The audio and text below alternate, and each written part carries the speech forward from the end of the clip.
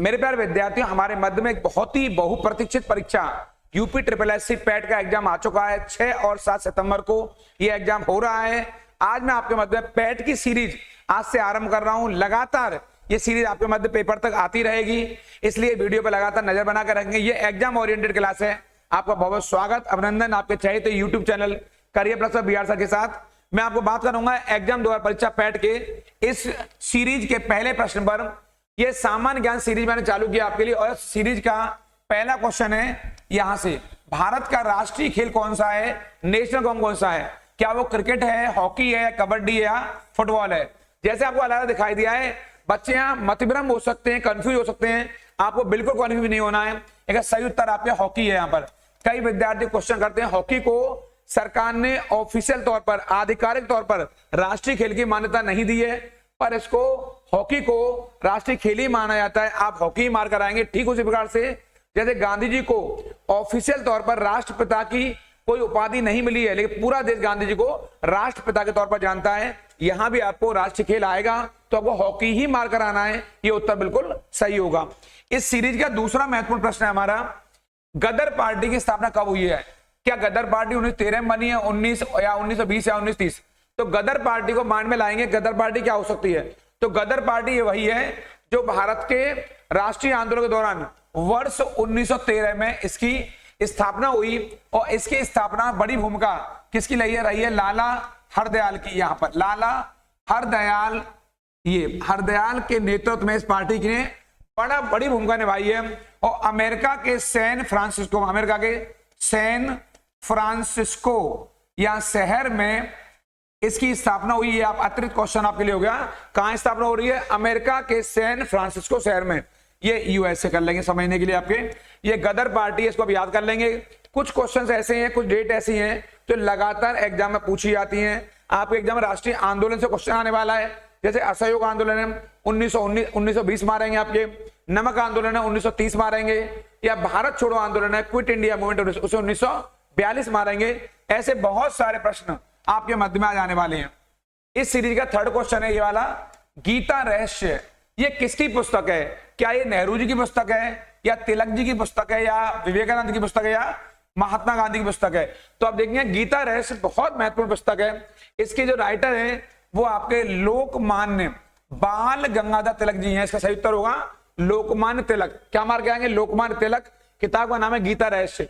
इनके आपको पता होगा मराठा और केसरी नाम के 2 प्रसिद्ध समाचार पत्र भी रहे हैं। और आप जानते होंगे ये वही तिलक है जिन्होंने होम रूल लीग को प्रारंभ किया। होम रूल लीग आंदोलन जिसने कि भारत में उस समय कांग्रेस जब शिथिल पड़ी हुई थी तो होम रूल लीग ने एक बड़ी भूमिका निभाई थी। उस समय मराठा केसरी दोनों ही बाल गंगाधर तिलक के समाचार पत्र हैं। आपने स्वराज को हमेशा ऊपर रखा और आपने स्वराज मेरा जन्मसिद्ध अधिकार है, इसे मैं लेकर रहूंगा, ये नारा आपका ही निका है। इस क्रम में आप देख सकते हैं कि जो बड़ी फेमस पुस्तक है आपके, उसको भी आप याद कर लेंगे। यहां पर एक नेहरू जी की डिस्कवरी ऑफ इंडिया, मैंने पीछे पढ़ाया आपको, डिस्कवरी ऑफ इंडिया, इसको देख लेंगे आप पुस्तक को। इसे मैं रिवाइज करा रहा हूं एक बार से। यहाँ पे डिस्कवरी ऑफ इंडिया ये पुस्तक है, बहुत महत्वपूर्ण आपके लिए। यहां से इसको याद कर लेंगे। किताब का नाम है डिस्कवरी ऑफ इंडिया। का इस क्रम में विवेकानंद की किताब है, बहुत फेमस है, उसको भी याद कर लेंगे यहां से।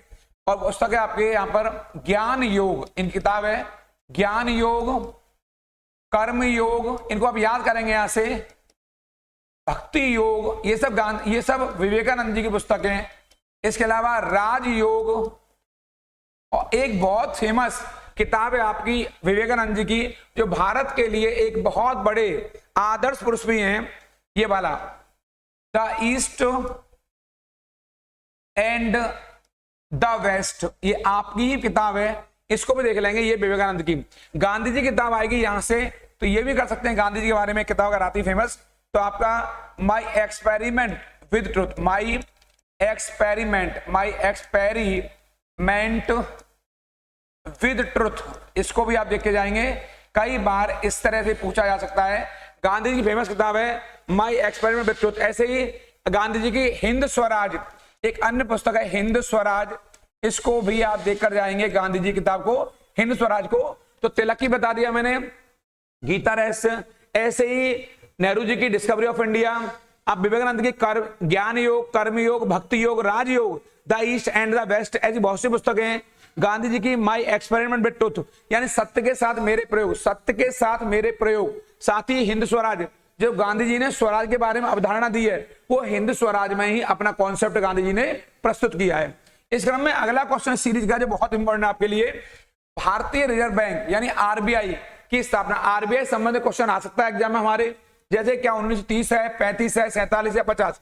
तो आरबीआई की स्थापना 1935 कब हुई है? 1935 में हुई है आपके। आरबीआई एक भारत की सबसे बड़ी बैंक है। क्वेश्चन आता है कि बैंकों का बैंक किसे कहा जाता है? बैंकों का बैंक, बैंकों का बैंक किसे कहा जाता है? ये बहुत इंपॉर्टेंट क्वेश्चन है। तो आप बताएंगे आरबीआई कहा जाता है। साथ ही आरबीआई का मुख्यालय कहां स्थित है? तो आरबीआई का जो हेडक्वार्टर है, वो आपका जो मुख्यालय है वो कहां है आखिर? वो मुंबई में है। कहां है वो मुंबई में। ये मार के आएंगे, आरबीआई का मुख्यालय कहां स्थित है? तो मुंबई में है। इसे बैंकों का बैंक भी कहा जाता है। किसको? आरबीआई को। और आरबीआई भारत का सबसे बड़ा केंद्रीय बैंक है। क्वेश्चन आएगा भारत का सबसे बड़ा सेंट्रल बैंक कौन सा है? तो आप बताएंगे आरबीआई है। बैंकों का बैंक किसे कहा जाता है? आरबीआई को। और आप जानते होंगे आरबीआई गवर्नर 1 रुपए के नोट को छोड़कर सभी प्रकार के नोटों पर अपना हस्ताक्षर करता है। 1 रुपए के नोट पर केंद्रीय वित्त सचिव, सेंट्रल फाइनेंस सेक्रेटरी के हस्ताक्षर होते हैं। बाकी सब नोटों पर आरबीआई के गवर्नर के हस्ताक्षर किए जाते हैं, साइन किए जाते हैं। इस क्रम में आप आगे चलेंगे। यहां से क्वेश्चन नंबर 5 है, उत्तर प्रदेश की सबसे लंबी नदी कौन सी है? आज की सीरीज में आपको जीके क्वेश्चनों में जनरल साइंस के कुछ क्वेश्चन भी कराने जा रहा हूं। जैसे यूपी की सबसे लंबी नदी कौन सी है? क्या वो गंगा है, यमुना या गोमती या घाघरा?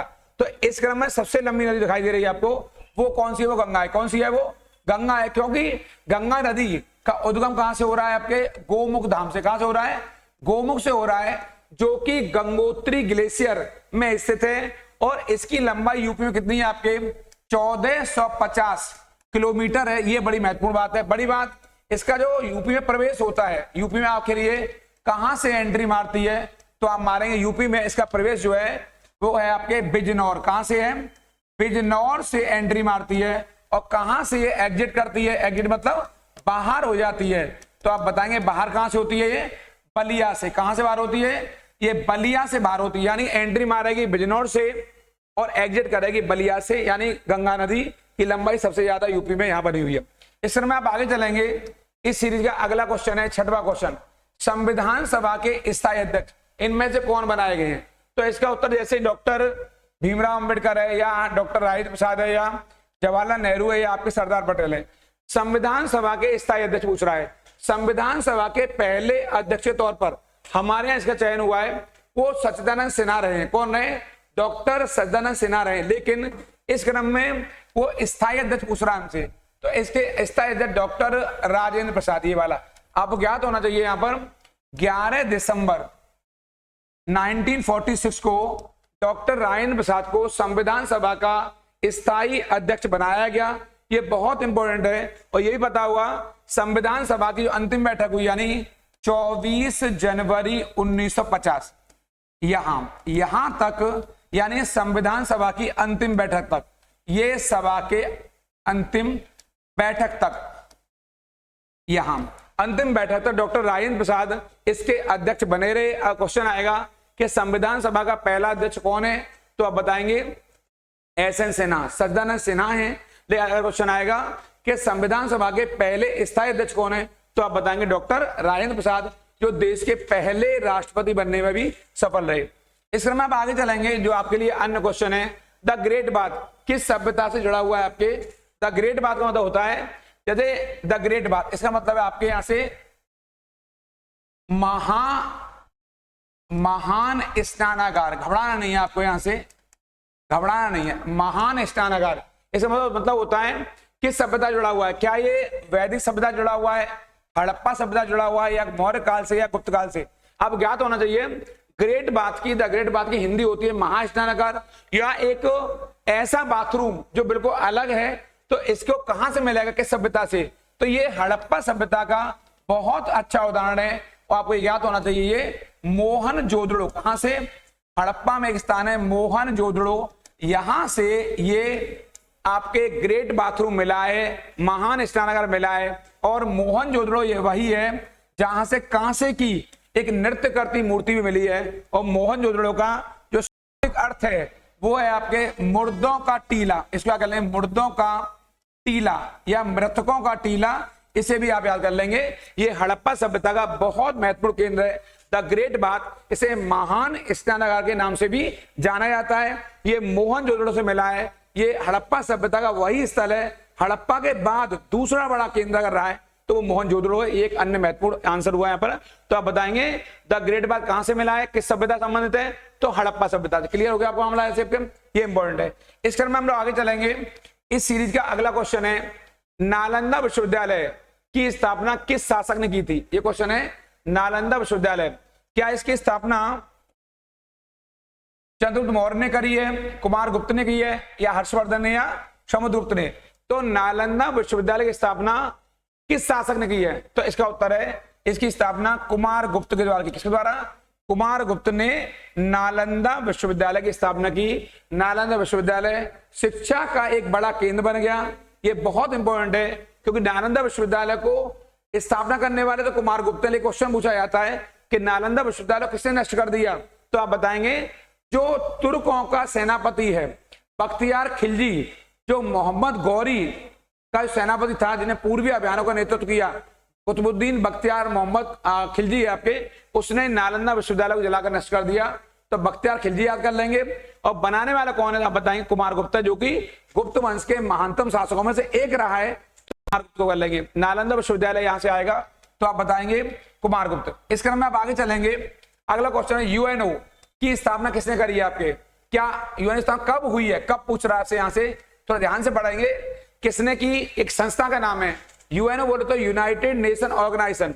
क्या ये 1919 में बनी है, 1945 या 50 या 60 में बनी है, तो आप बताएंगे यूएनओ की स्थापना 1945 में हुई। सही उत्तर क्या है इसका, बी है, यानी 24 अक्टूबर, ध्यान देंगे आपके 1945 को यहां से ये संस्था बनी है, इसीलिए 24 अक्टूबर को हर साल यूएनओ डे के तौर पर भी मनाया जाता है। एक अन्य आपका आंसर मिल जाएगा कि आपके संयुक्त राष्ट्र संघ दिवस कब मनाया जाता है, तो आप बताएंगे 24 अक्टूबर को मनाया जाता है, ये इसका अन्य आंसर है। तो 24 अक्टूबर 1945 को संयुक्त राष्ट्र संघ की स्थापना हुई है। इस क्रम में अगला क्वेश्चन है हमारा, भारत का पहला उपग्रह, पहला पूछ रहा हमसे, जिसका नाम क्या, आर्यभट्ट। ये किस वर्ष यानी आर्यभट्ट को किस साल लॉन्च किया गया, लॉन्च मतलब प्रक्षेपित किया गया है, क्या 1972 में या 1975 या 1980 या 1982, तो आप बताएंगे उपग्रह बोले तो आर्यभट्ट। आर्यभट्ट बहुत महानतम आर्य गणितज्ञ और खगोल शास्त्री रहे। ये वही आर्यभट्ट हैं जो गुप्त काल के दौरान बहुत सारी व्यवस्थाओं के लिए ये इतने बड़े विद्वान रहे कि आपके द्वारा किए गए कार्य आज भी शोध के विषय हैं। तो पूछ रहा है आर्यभट्ट नाम का उपग्रह जो पूरी तरह भारतीय द्वारा डिजाइन किया गया, तो इस उपग्रह को 1975 में लॉन्च किया गया। और मैं आपको इसके लिए यहां पर 19 अप्रैल, अगर डेट लिखना चाहें तो वो डेट जो भारत के लिए इतिहास बन गई 1975। अब प्रश्न ये है इसे किससे लॉन्च किया गया, उस रॉकेट का नाम क्या है, तो कॉस्मोस, ये वाला कॉस्मोस 3M नाम का एक रॉकेट है, जिस रॉकेट से इसको लॉन्च किया गया है। और किसका रॉकेट है ये, यूएसएसआर यानी कि सोवियत संघ जो हमारा पुराना मित्र रहा है और एक विश्वासपात मित्र रहा है। आप कह सकते हैं सोवियत संघ भारत का प्रारंभ से ही एक बहुत ही विश्वासपात मित्र है, और उसी का ये रॉकेट है, इसका नाम है कॉस्मोस 3M, जिसकी सहायता से 19 अप्रैल 1975 को पूरी तरह से भारत द्वारा डिजाइन किया गया पहला उपग्रह, नाम क्या है, आर्यभट्ट, उसे सफलतापूर्वक लॉन्च किया गया। और भारत ने यहीं से उपग्रह की दुनिया में, सैटेलाइट की दुनिया में पहला कदम रखा। इस क्रम में अगला क्वेश्चन है, ताजमहल किस नदी किनारे बसा। बहुत आसान क्वेश्चन है ये, कई बार इस तरह के बहुत आसान क्वेश्चन मिलेंगे, तो सिंपल तक भी ज्यादा नहीं जाएंगे। यानी ताजमहल किस नदी, तो ये यमुना नदी किनारे स्थित है। कौन, ताजमहल, आपको पता है। और ये आगरा में, कहां पर है, आगरा में, क्योंकि विश्व प्रसिद्ध है, बहुत इंपॉर्टेंट। अब क्वेश्चन आएगा, ताजमहल का निर्माण किस शासक ने करवाया, तो शाहजहां ने करवाया। किसने करवाया, शाहजहां ने अपनी पत्नी मुमताज महल बेगम की याद में। इसका आंसर कर लेंगे यहां से। इस क्रम में हम आगे चलेंगे। प्रयागराज में संगम किन नदियों का है, यानी संगम किन नदियों से मिलता है, क्या गंगा गोमती से बन रहा है, या गंगा यमुना सरस्वती, या गंगा घाघरा, या गंगा कोशी, तो आप बताएंगे गंगा यमुना सरस्वती। आपने गाना भी सुना हुआ, गंगा यमुना सरस्वती प्यार का पैगाम है, जहां पे तीनों हिलमिल जाएं उसी का संगम नाम है। संगम माने या गंगा यमुना सरस्वती तीनों का मेल हो जाए उसी को संगम कहते हैं। इसी संगम पर अभी हाल ही में एक महाकुंभ का आयोजन हुआ। ये सबने देखा, पूरी दुनिया अचंभित रह गई कि इतने बड़े महाकुंभ का आयोजन सफलतम तरीके से कैसे हो सकता है, जब कोई जनहानि नहीं और चारों ओर प्रेम मिलाप और ऐसा सद्भाव जो दुनिया में कहीं नहीं देखा गया, वो प्रयागराज के महाकुंभ में देखा गया। यहीं पर गंगा यमुना सरस्वती का संगम होता है। इसका उत्तर बी सही है। इस क्रम में हम लोग आगे चलेंगे। आपके भारत की पहली जनगणना कब हुई है? क्या 1972 में, 1881 में, 1901 में, 1911 में? तो आप बताएंगे भारत की पहली जनगणना, कंफ्यूजन नहीं कोई, 1872 में हुई है आपके। और उस समय वायसराय कौन था? Lord Mayo. आप बताएंगे फर्स्ट सेंसस जो हुआ है वो वायसराय लॉर्ड मेयो के कार्यकाल में हुआ है 1872 में। और वास्तविक जनगणना आ गई है, वास्तविक का राजा है, वास्तविक सेंसस कब हुआ है? तो आप बताएंगे 1881 में। और किसके जमाने? लॉर्ड रिपन के जमाने में। लॉर्ड रिपन, यानी अगर आएगा वास्तविक जनगणना कब हुई है तो 1881 मारेंगे, और पहली आएगा तो आप बताएंगे 1872। ये दो अलग अलग उत्तर हो गए। और वहां से लेकर के नियमित तौर पर हर 10 साल पर यह जनगणना की जा रही है, यानी कि 1881 से नियमित तौर पर हो रही है। और 2021 में हमारे यहाँ जनगणना अभी हाल में उसके आंकड़े नहीं आए, अभी हम 2011 के आंकड़े पढ़ रहे हैं। इसको देखकर जाएंगे जनगणना को यहाँ से। और एक क्वेश्चन है आपको बनाएगा जनगणना से और आपके यहाँ से कि ग्रेट डिवाइडिंग, यहां से ग्रेट डिवाइडिंग ईयर के तौर पर किसे जाना जाता है जनगणना के इतिहास में? ग्रेट डिवाइड, महान विभाजक वर्ष। तो आप बताएंगे 1921 के वर्ष को जनगणना के इतिहास में महान विभाजक वर्ष के तौर पर देखा जाता है। यहां देख लेंगे, महान विभाजक वर्ष के तौर पर 1921 के वर्ष को देखा जाता है, क्योंकि जनगणना के इतिहास में 1911 से 21 तक जनसंख्या वृद्धि के स्थान पर गिरावट देखी गई, इसलिए 1921 के वर्ष को ग्रेट डिवाइडिंग ईयर यानी कि महान विभाजक वर्ष के तौर पर भी देखा जाता है। इस क्रम में मैं आपको आगे लेके जाऊंगा। 1857 के विद्रोह को भारत का पहला स्वतंत्रता संग्राम किसने कहा है? क्या वो बीसी चटर्जी हैं, वीर सावरकर जी हैं, गांधी बाबा हैं, या नेहरू जी हैं? तो आप बताएंगे 1857 विद्रोह को भारत का पहला स्वतंत्रता संग्राम, फर्स्ट आपके ये मूवमेंट है आपका, इंडिपेंडेंस मूवमेंट आपका, तो इसे वीर सावरकर यहां से, यानी विनायक दामोदर सावरकर, भारत के वो ऐसे व्यक्ति स्वतंत्रता सेनानी जिन्होंने कहा यह भारत का पहला स्वतंत्रता संग्राम था। ये वही विद्रोह है जिन्होंने आने वाले आंदोलनों के लिए एक प्रेरणा का काम किया। ऐसे स्टेटमेंट एग्जाम में आ सकते हैं। यह सही उत्तर है विनायक दामोदर सावरकर, शॉर्ट में वीडी सावरकर भी आ सकता है। इस क्रम में आगे चलेंगे। आपके उत्तर प्रदेश का राज्य पक्षी पूछ रहा है, स्टेट का बर्ड कौन सा है? इसका सही उत्तर आपको सबको पता है, ये साइरस। यहां पर साइरस को अंग्रेजी में क्रेन भी कहते हैं आपके। आप बताएंगे यूपी का राज्य पक्षी कौन सा है? सारस है, यानी क्रेन है। ये बहुत इंपॉर्टेंट है आपके। और वैसे इंडिया का आएगा तो कौन सा मारेंगे? मोर। इंडिया का आएगा राज्य पक्षी तो मोर मारेंगे, और राज्य का आएगा तो आपके सारस यानी कि क्रेन मारेंगे। इस क्रम में आप लोग आगे जाएंगे, विज्ञान में आएंगे। थोड़ा सामान्य विज्ञान कुछ क्वेश्चन जनरल उन्हें बहुत जल्दी से आपको संक्षिप्त अंदाज में बता देता हूं। जैसे मानव शरीर का सबसे बड़ा अंग कौन सा है? ऑर्गन पूछ रहा है। क्या वो हृदय है, यकृत है, त्वचा है कि मस्तिष्क है?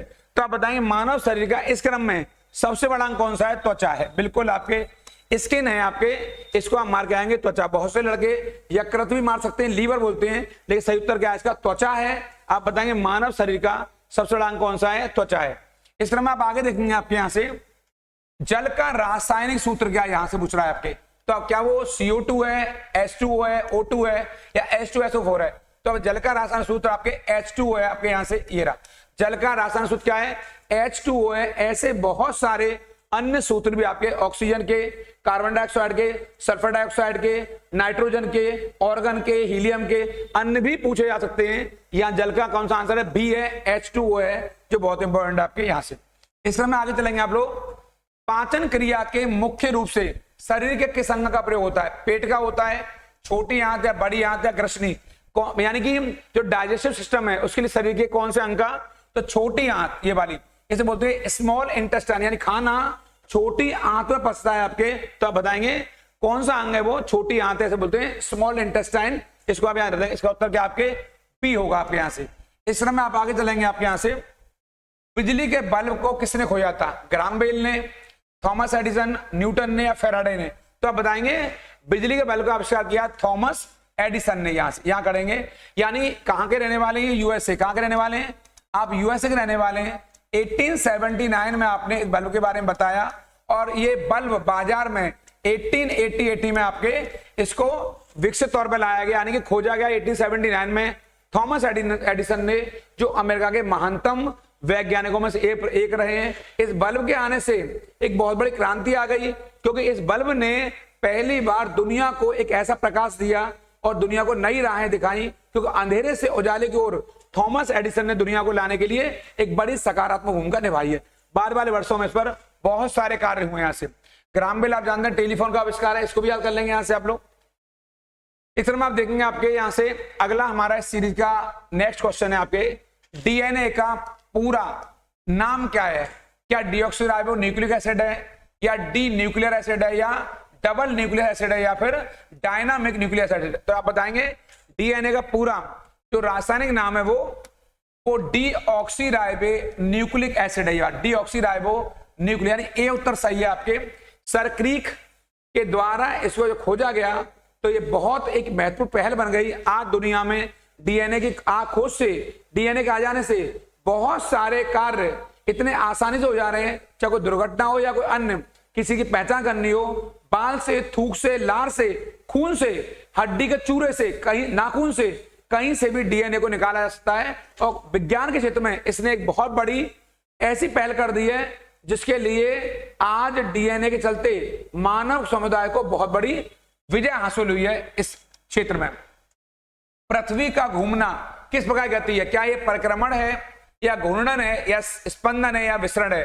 तो पृथ्वी घूमना घूर्णन होता है। क्या कहते हैं? घूर्णन यानी कि रोटेशन। ये दो क्वेश्चन अलग अलग है आपके यहां से। ये वाला, जब पृथ्वी सूर्य के चारों ओर चक्कर लगाती है उसे रिवॉल्यूशन कहते हैं, उसे परिक्रमण कहते हैं। लगभग 365 दिनों में पृथ्वी सूर्य के चक्कर लगाती है, उसके परिक्रमण कहते हैं रिवॉल्यूशन। और जब पृथ्वी अपनी धुरी पर, यानी अपने ही एक्सिस पर, अपनी धुरी पर घूमते लगभग 24 घंटे में, तो उसे हम लोग घूर्णन क्रिया कहते हैं, रोटेशन कहते हैं। इसे दैनिक गति भी कहा जाता है। और परिक्रमण को, परिक्रमा को, रिवॉल्यूशन को वार्षिक गति कहा जाता है, जो सूर्य के चारों ओर पृथ्वी द्वारा की जाती है। और इसे कहेंगे घूर्णन क्रिया कहेंगे, जो कि 24 घंटे में पृथ्वी द्वारा अपनी धुरी पर संपन्न की जाती है। इसे हम लोग कहेंगे घूर्णन यानी रोटेशन।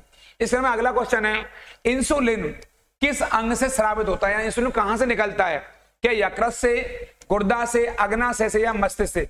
इंसुलिन आप जानते होंगे ये अग्नाशय से, यानी कि पैंक्रियाज से, पैंक्रियाज से निकलता है। मैं लिख दिया यहां पर आपके, पैंक्रियाज से यानी अग्नाशय से इंसुलिन स्रावित होता है। ये बहुत महत्वपूर्ण है, इसको रटकर जाएंगे क्योंकि ये क्वेश्चन लगातार एग्जाम में पूछा जा रहा है।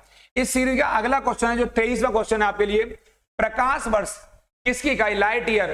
क्या समय की दूरी प्रकाश या शक्ति की? तो आप बताएंगे लाइट ईयर दूरी की इकाई। खगोलीय पिंडों को नापने के लिए, दूरी बताने के लिए जितने खगोलीय पिंड हैं, चाहे सूर्य है, चंद्रमा है, पृथ्वी है, मंगल है, बुध है, जितने ग्रहों की दूरी है, सारे खगोलीय पिंडों के मापन के लिए हम लोग क्या इस्तेमाल करते हैं? दूरी के इकाई प्रकाश वर्ष का।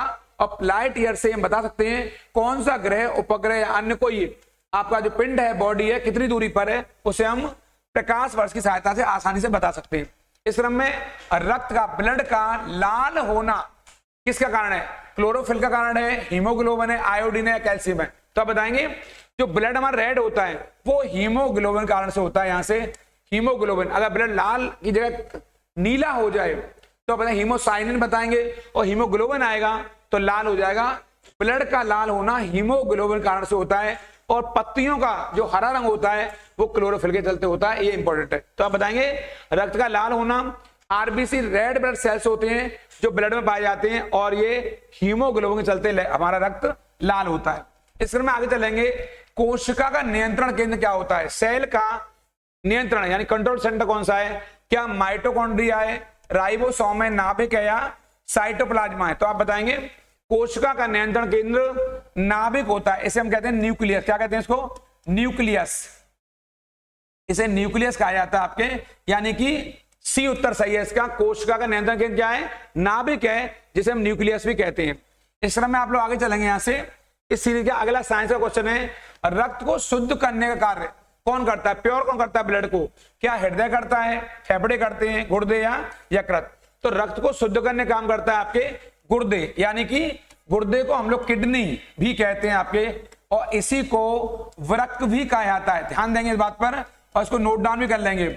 यानी रक्त को शुद्ध करने का काम करते गुर्दे करते हैं, इसे किडनी और वृक्क भी कहते हैं। ऐसे नाम एग्जाम में लगातार पूछे जा रहे हैं। इस सीरीज का अगला क्वेश्चन है हमारा यहां से, किस धातु को तरल धातु के नाम से भी जाना जाता है? क्या वो पारा है, सोडियम है, या लोहा है, या चांदी है? तो आप बताएंगे तरल धातु लिक्विड मेटल में आपके किसे कहा जाता है? पारा को। पारा को यहां से क्या कहते हैं? तरल धातु कहा जाता है। ऐसे क्वेश्चन बराबर कह रहा हूं, साइंस के, जनरल साइंस के कुछ ऐसे क्वेश्चन हैं जो दैनिक जीवन में हमारे सामने आ जाते हैं और इन्हीं क्वेश्चनों को लगातार एग्जामिनर पूछता है।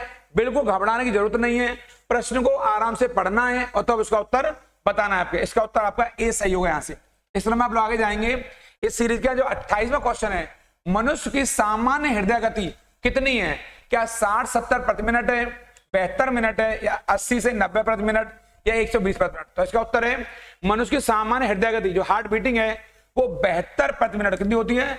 वो 72 प्रति मिनट होती है, 72 पर मिनट होती है। और ये हार्ट की गति को शो करती है। इसको आप याद कर लेंगे यहां से। इस क्रम में इस सीरीज का 29वां क्वेश्चन है, ओजोन परत वायुमंडल की किस स्तर में होती है? ट्रोपोस्फियर, स्ट्रेटोस्फियर, मीजोस्फियर, या आयनोस्फियर? तो जो ओजोन लेयर है ये बहुत हमारे लिए इंपॉर्टेंट क्वेश्चन है। ये स्ट्रेटोस्फियर में, इसको हम लोग हिंदी में समताप मंडल भी कहते हैं। क्या कहते हैं? समताप मंडल भी कहते हैं आपके। और आप बता देंगे ओजोन परत यही रहती है सूर्य की पराबैंगनी किरणों को, यानी कि यूवीआर अल्ट्रावायलेट रेज को छान करके पृथ्वी तक पहुंचाती है, जिससे पूरे जीव जंतु जितने भी पृथ्वी पर रह रहे हैं वो पराबैंगनी किरणों से, अल्ट्रावायलेट रेज से बच जाते हैं और तमाम त्वचा संबंधी कैंसर के रोगों से, अन्य रोगों से अपनी रक्षा करते हैं। अगर ये ओजोन लेयर ना हो तो सूर्य की पराबैंगनी किरणें सीधी आएंगी और जीवों को सीधे तौर पर प्रभावित करेंगी।